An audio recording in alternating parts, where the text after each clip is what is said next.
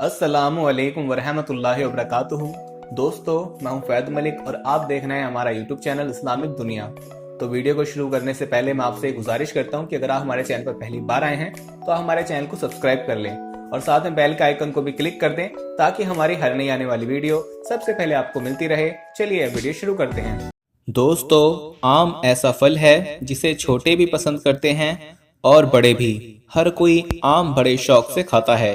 दोस्तों, अगर आपको भी आम पसंद है तो आप इसे जरूर खाएं, लेकिन आम खाने में कुछ जरूरी बातें हैं जिनका ख्याल रखना जरूरी है। अगर इन बातों का ख्याल नहीं रखा जाएगा तो यही आम आपको फायदा देने के बजाय नुकसान दे सकते हैं। आज की वीडियो में हम आपको ये बताएंगे कि कौन सा आम नुकसान देता है और ये किस सूरत में नुकसानदेह साबित हो सकता है। इसके साथ हम आपको ये भी बताएंगे कि ऐसी कौन सी चीजें हैं जो आम के बाद नहीं खानी चाहिए, क्योंकि आम के बाद ये चीजें खाने से आपकी सेहत को नुकसान का सामना हो सकता है।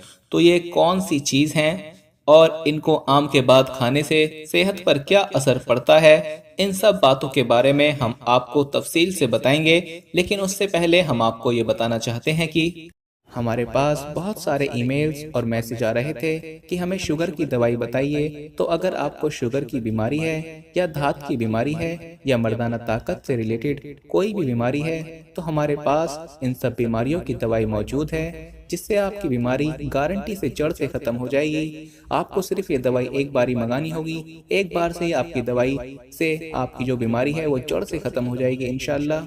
हमारे जो आलिम हैं उन्होंने इस दवाई पर पढ़ाई की है, वसाइफ किए हैं। तो अगर आप दवाई मंगवाना चाहते हैं तो हम कुरियर से आपके पास दवाई भेज देंगे।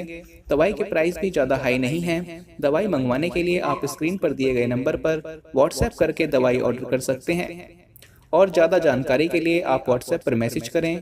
दोस्तों, जो फायदे इंसान को कुदरती चीज़ों से हासिल हो सकते हैं वो किसी भी मसनूई चीज़ से हासिल नहीं हो सकते, क्योंकि जितनी भी मसनूई चीज़ें तैयार की जाती हैं वो सारी की सारी केमिकल की मदद से तैयार की जाती हैं। और अब तो फलों को भी तैयार करने के लिए केमिकल्स का इस्तेमाल किया जाता है। मार्केट में आपको बहुत कम फल ऐसे मिलेंगे जो कि कुदरती तौर पर तैयार होकर मार्केट में आते हैं। अक्सर फल जो आप तक पहुंचते हैं वो केमिकल्स की मदद से तैयार किए जाते हैं। याद रहे, असल में जो फल फायदा देते हैं वो ऐसे फल होते हैं जो कुदरती तौर पर पेड़ के साथ पकते हैं। जिन फलों को केमिकल की मदद से पकाया जाता है उन फलों में वो अफादियत नहीं होती जो कुदरती तौर से पके हुए फलों में होती है। लिहाजा हमें आम लेते वक्त इस बात का ख्याल रखना चाहिए कि जो आम हम खा रहे हैं वो केमिकल से पकाया गया है या बिना केमिकल के। दोस्तों, हम आपको केमिकल से पके आमों के नुकसान के बारे में भी आपको बताएंगे, लेकिन इससे पहले हम आपको ये बताते हैं कि आम को पकाने के लिए कौन सा केमिकल इस्तेमाल होता है और क्यों इस्तेमाल किया जाता है और इसका आपकी सेहत पर क्या असर पड़ सकता है। याद रहे कि अगर आमों को कुदरती तौर पर पकाने के लिए छोड़ दिया जाए तो इसमें काफ़ी वक्त लग जाता है, क्योंकि आम खाने की ख्वाहिश सभी में बहुत ज़्यादा होती है और इसी ख्वाहिश और शौक का फ़ायदा व्यापारी उठाते हैं। और आम के व्यापारी लोगों के इस शौक को वक्त से पहले पूरा करने के लिए ऐसे तरीके इख्तियार करते हैं कि जो तरीके न सिर्फ गैर फितरी हैं बल्कि ये तरीके इंसानी सेहत के लिए भी इंतहाई नुकसानदेह भी हैं, क्योंकि ये लोग आम को पकाने के लिए ऐसे केमिकल्स का इस्तेमाल करते हैं जो केमिकल्स इंसान की सेहत को मुतासिर कर सकते हैं और तरह तरह की बीमारियों की वजह बन सकते हैं। सबसे ज़्यादा जो केमिकल आम को और बाकी फलों को पकाने के लिए इस्तेमाल किया जाता है वो है कैल्शियम कार्बाइड। दोस्तों, ये केमिकल आम को कुछ ही घंटों में पकाने में मददगार साबित होता है, लेकिन इसकी मदद से पकाए गए आम में ना तो कुदरती जायका होता है और ये बजाय फायदे के नुकसान की वजह बनता है। इसलिए आम खरीदते वक्त जरूरी है